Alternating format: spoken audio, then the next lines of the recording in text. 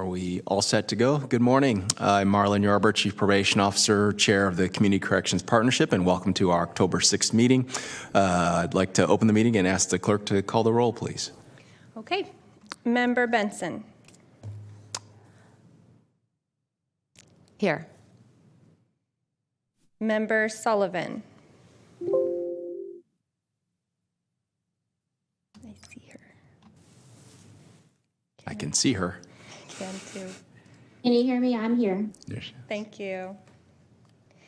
Member Corral. Here. Member Damiano. Present. Member Peterson. Here. Member Qatari. Here, but my apologies, I'll have to jump off at 9 today. Thanks. Thank you. Member Leong. Here. Member Jones. Here. Member Walker. Present.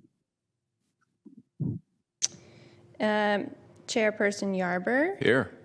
And I'm just checking the Zoom. I think I saw someone else hop in. Member Gordon. Here. Oh. And is he a designee? Okay, thank you. And Member Triplett. Here for Rod Norgard. Thank you very much. So today we were looking for a quorum of your executive committee, and we have it. Oh, great, thank you. I will ask Chief Deputy Matt Peterson maybe to lead us in the Pledge of Allegiance this morning.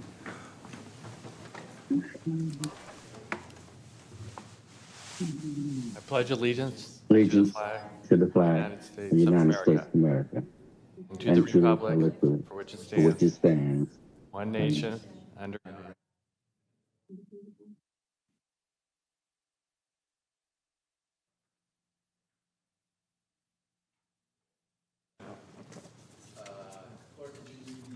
Cable 14 opening statement and the meeting announcement, please. Yes, sir.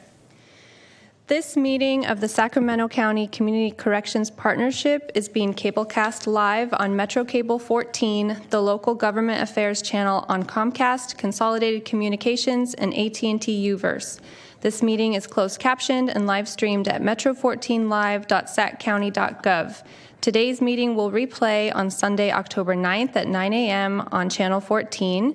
This meeting can also be viewed at youtube.com/metrocable14.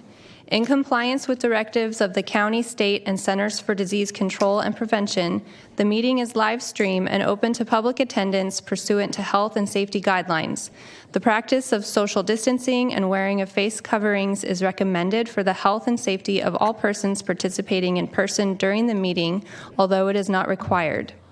To make a comment in person, please fill out a speaker request form and hand it to clerk staff. The chairperson will open public comments for each agenda item or call for off-agenda matters. When the chairperson calls your name, go to the podium and make your comment. To make a public comment by phone, dial 916-875-2500 and follow the prompts to be placed in queue for a specific agenda item or off-agenda matter. Please refer to the agenda and/or watch the meeting to follow along to determine when is the best time to call to be placed in queue to make your public comment. Clerk staff will transfer calls into the meeting accordingly. Each agenda item queue will remain open until the public comment period is closed for that specific item. You may be on hold for up to an extended period of time, and your patience is appreciated. You may send written comments by email to boardclerk@saccounty.net. Your comment will be routed to the board and filed in the record. And that's my Great. announcement. Thank you.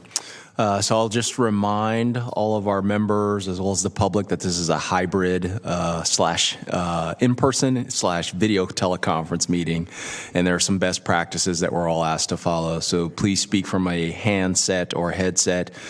Please mute your phone if you are not speaking, and of course announce yourself before speaking.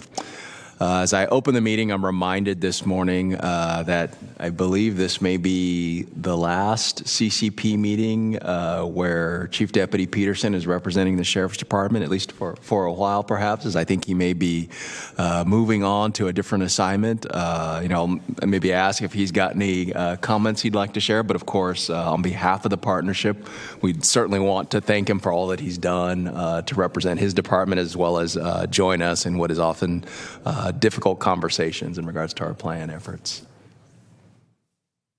Thank you. I appreciate that. Yeah, this is my last week assigned to correctional services. I'll be transferring to field and investigative services next week. And I just want to express my appreciation to everyone involved. I truly value the partnerships we have and the work in this area. And I'm not going far, just a different service area. So I'm still here, and I look forward to seeing how I can continue to help with field-related things that can help in this area too. So thank you. Great to hear. And again, thank you so much. So we've got just a few items today. One action item, I believe one informational item, and of course, public comment. If there are no other opening comments from members of the partnership, I will ask the clerk to please read the first item. Okay.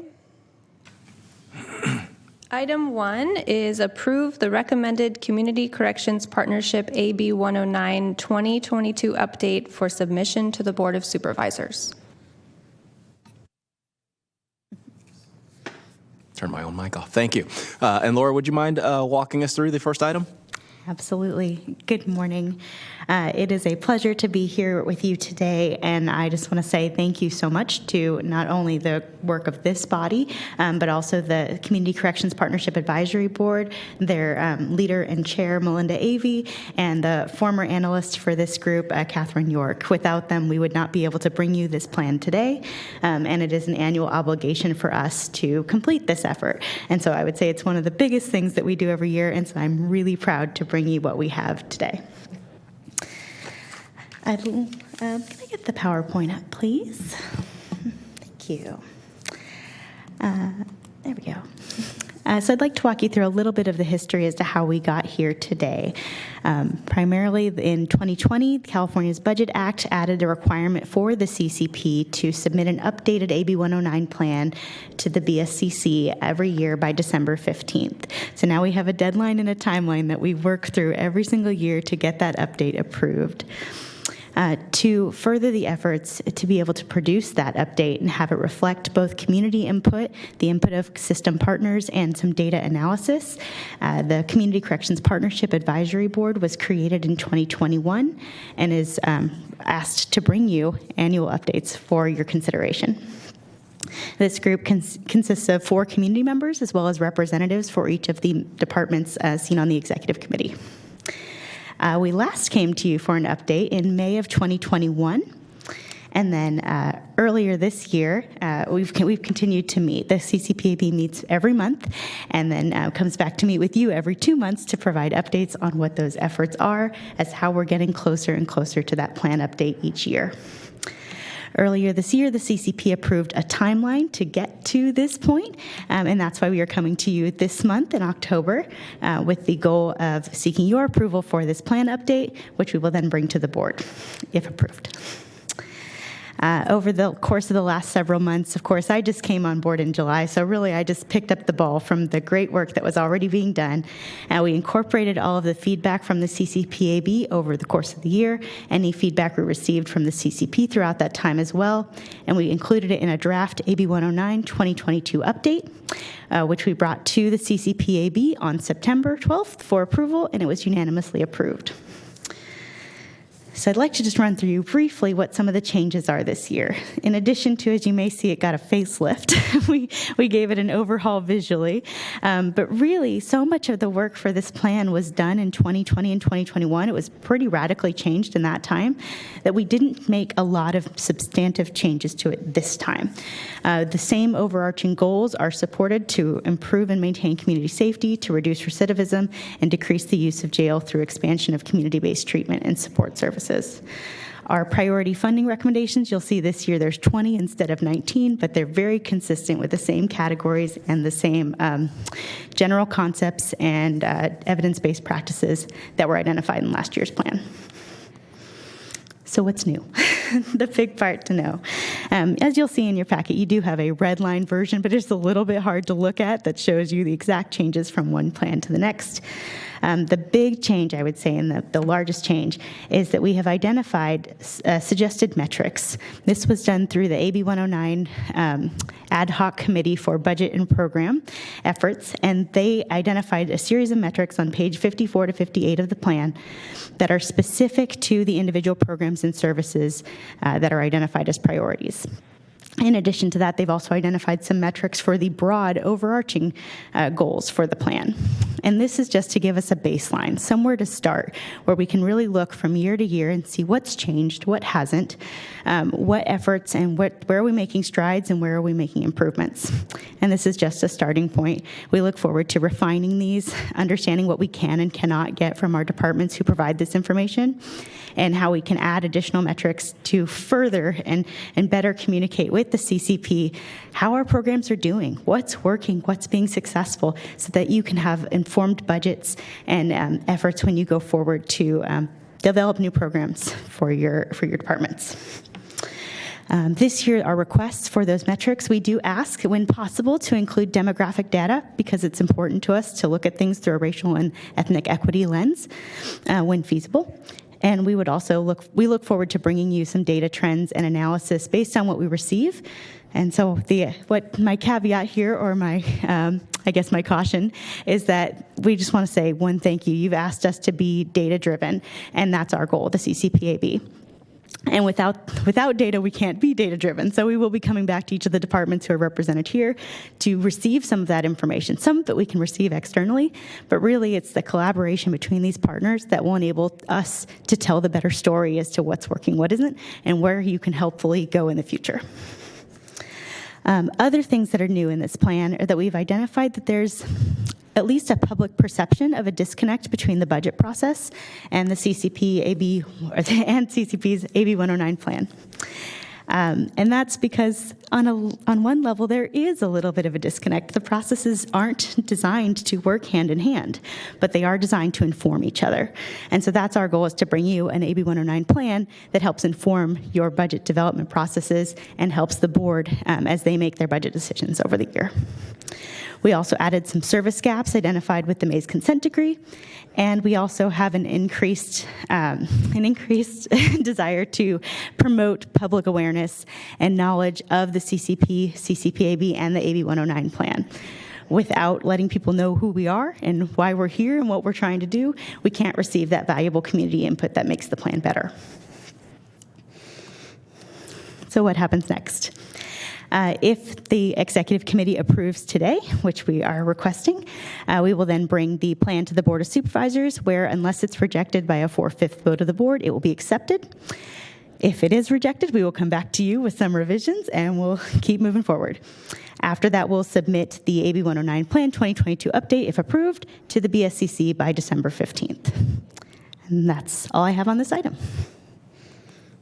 Great, thank you. Let me just say, first, thank you for all of the hard work as it relates to the revision of the plan, certainly your predecessor being involved in that, but you picking up the ball. And of course, appreciation to express to the advisory board for their work as well, as I know it's quite a heavy lift to make sense of kind of the charge that we have, but also trying to make it palatable and readable, if you will, for the public. So kudos to all of you who've had a hand in that effort. One question for me, and I'll certainly open it up to see if there are any questions from the members, but just with respect to data reporting, I cannot recall, and perhaps I should know this, but were there any conversations around intervals with regards to when the particular departments who are funded with portions of the initiative, when we might be coming back? There we go. Yes, there is. Some of the data metrics are annual, I will say, and some of them we would like to receive every 6 months. So it just depends on what the ask is for that program and what that metric is based on.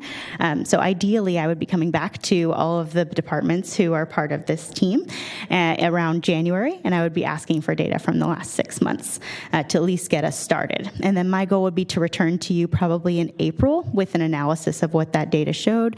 And understanding it's the first time we're really asking for this kind of information, it might take a little longer for us to get it. We may not be able to get all of it, but we want to just get something and start producing something, particularly for those overarching metrics, like our recidivism metric for the county that was previously approved by this board. We'd like to just really start collecting that information so that we can share it.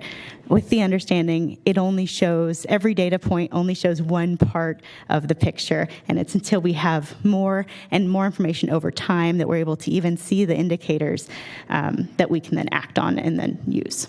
So. No, well said, and thank you for that. Let me turn to the partnership. Any questions among the members? And I see Member Benson has a question. Actually, it's just a comment. I just wanted to thank the committee and commend them on the work they've done. It took a lot of work and a lot of collaboration to come together on this. And I know that everyone on the advisory board has another job or their other commitments, and the community members and the system partners to come together and do this very comprehensive rehaul of this plan, I think is stellar, and I just want to commend them on the work they've done. Very good. Other comments? Laura, the other observation I have is just, certainly the work that we all engage in is relative to the county's response to the Mays consent decree, and just wondering if you might speak to perhaps the discussions that occurred at the advisory board in that regard particularly. Sure. I would say that the discussions related to the Mays consent decree are really somewhat preliminary. We understand that the county is going to be seeking some direction from the board over the next several months. And so I would say that the advisory board is a little bit in that wait and see. We've certainly had an opportunity to offer some input to Eric Jones at our last meeting on alternatives to incarceration, some of the recommendations that were identified in the O'Connell report that was presented not too long ago. And so we've really started at least to look at that information and are very supportive of any efforts to divert and deflect, and want to see exactly how the AB 109 plan can best support that, whether there's a desire to expand on certain programs or services. We look forward to including that in next year's plan if that direction is provided to us, either from the board directly or from the CCP. Great, thank you. So I don't see any other questions from members. Clerk, are there any callers or anyone? I don't know that there's anyone here for public comment either in chambers, but let me turn to you. No public comments on the phone? Great, thank you. And none in person, at least at this point. Thank you for that as well. So the action today is that, the request I should say, is that we approve the recommended plan, the 2022 update for submission to the Board of Supervisors. So I will entertain a motion from any one of the members. So moved. We have a motion to approve. Is there a second? Amanda Benson, I will second. Thank you, Amanda. And clerk, can we maybe do, let's please call for the vote, sorry. Yes, We've I'll got a do hybrid meeting. I'll do a roll call vote Thank of you. the executive committee. So Member Benson, Yes. Member Sullivan, Yes. Member Peterson, Yes. Member Katari, Yes. Member Leong, Yes. Member Triplett, I feel a bit hamstrung because I'm standing in for Rod, but I'm assuming there's no objection, so we would vote to approve as well.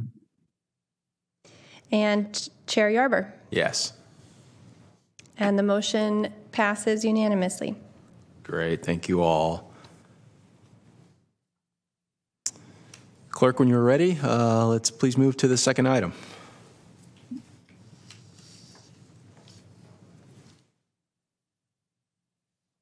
Item 2 is Community Corrections Partnership Advisory Board update. Thank you. And Laura, are you prepared to walk us through item number 2 as well? I am, Please thank you. proceed. So a lot of our work obviously has been consumed in getting this plan update to you, but there are other things that have happened as well over the last several months. The CCPAB has actually met 3 times since we last saw you. We typically meet monthly, but due to the holiday next week, we met a little bit early this week, so we've had 3 opportunities to meet. A couple of those activities include that the ad hoc AB 109 Budget and Program Committee concluded their efforts, and that was the group that was tasked with developing those metrics for the plan that you approved today. We also created 2 new ad hoc committees. Those are brand new and have just begun their work. One is dedicated to outreach to justice-involved individuals and their families, and the second ad hoc committee is dedicated to improving and increasing public awareness of the AB 109 plan, the CCP, and the CCPAB. Both ad hoc committees have been asked to bring back strategies and plans for engaging their respective audiences, and will bring back their plans to the CCP at the November meeting for approval, which we then will report back to you in December. And these ad hoc committees will sunset at the end of December. A couple other things that have happened. The CCPAB has shown an increasing interest in understanding the county's budget and how that relates to the AB 109 plan, as we briefly discussed earlier. And we have shared some efforts that we're looking to improve our quarterly claims process to provide greater transparency on how some of this funding is spent. All of it, every dollar that is spent from AB 109 is spent on an eligible expense. It's just how we document and show that in different ways that can make it easier for our advisory board and members of the public to understand. We also, of course, brought you this plan. We've had some changes to our membership. We have a new vice chair in Nina Acosta from Social Services. We also have some new alternates, Joe Crest from the Public Defender's Office and Alondra Thompson for Social Services. And we have new representation from the Sacramento Police Department with Samir Sood joining us at our most recent meeting with Robbie Young serving as his alternate. We've also started on the plan for next year already. Every time we stop one plan, we just pick up and keep going for the future. As we mentioned, we met with Deputy County Executive Eric Jones on alternatives to incarceration and the Kevin O'Connell report, also looking at the sequential intercept model and how we can best support the county's efforts to comply with the Mays consent decree and everything associated with that. One thing mentioned on your staff report says that we brainstormed ideas for next year's plan. We didn't quite get to that on Monday's meeting, just ran out of time. But we are looking forward to ways to streamline this plan so that it's a little bit easier to digest and read, and so that it's more helpful to all of the different individuals who use it to develop their budget materials and their programming materials moving forward. I do believe that our chair, Melinda Avey, is on the line and might like to make a comment. Yeah, I do see her. Please, Chair Avey, good morning and welcome. Good morning. Thank you very much. And good morning to all the members. I'll keep this really short because Laura does an amazing job in covering everything. A couple of things I'd like to highlight. We're especially excited about the new committees, the ad hoc committees and the outreach committees. We find that not enough people come to our meeting, and we really want a very diverse input from the public. So we've decided to go to them.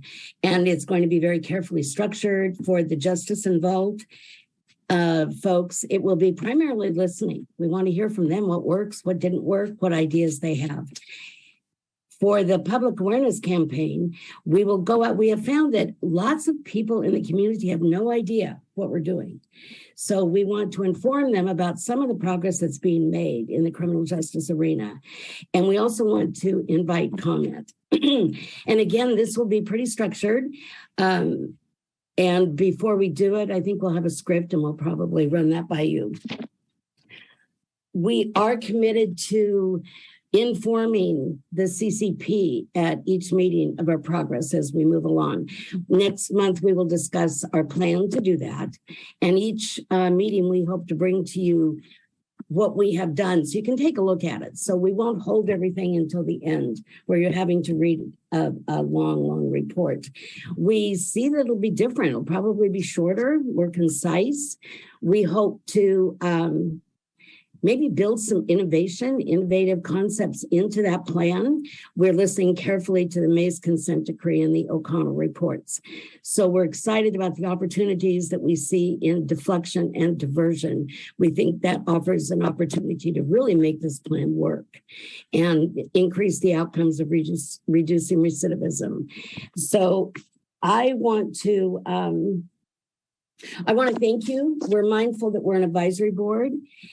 We don't make decisions. We don't really align necessarily with the county budget. We don't make funding recommendations either, but we want to be informed on what happens in the county, and we are committed to producing an even better plan for next year. So thanks for the opportunity.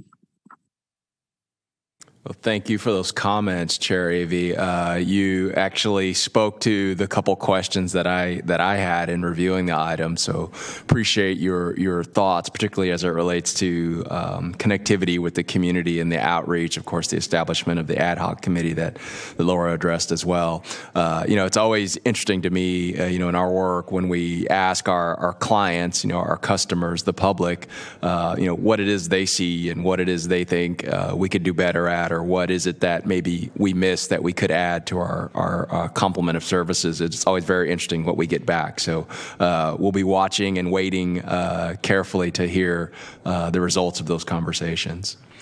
Let me turn to the partnership, see if there are any requests to speak, any questions or comments to add.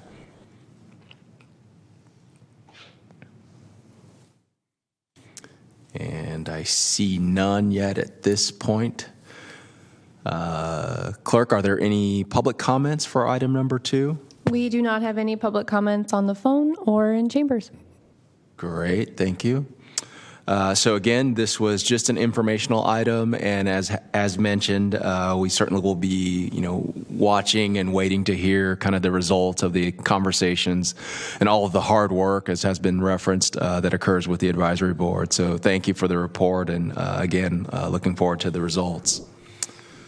All right, if there are no comments on that item, Clerk, can you please read the third item? Item 3 is public comment on non-agenda items, and we also have no public comment for this item. Great, thank you for that. If there are no additional comments by any of the partnership, I believe we can adjourn for today. No additional comments. Thank you all. We are adjourned.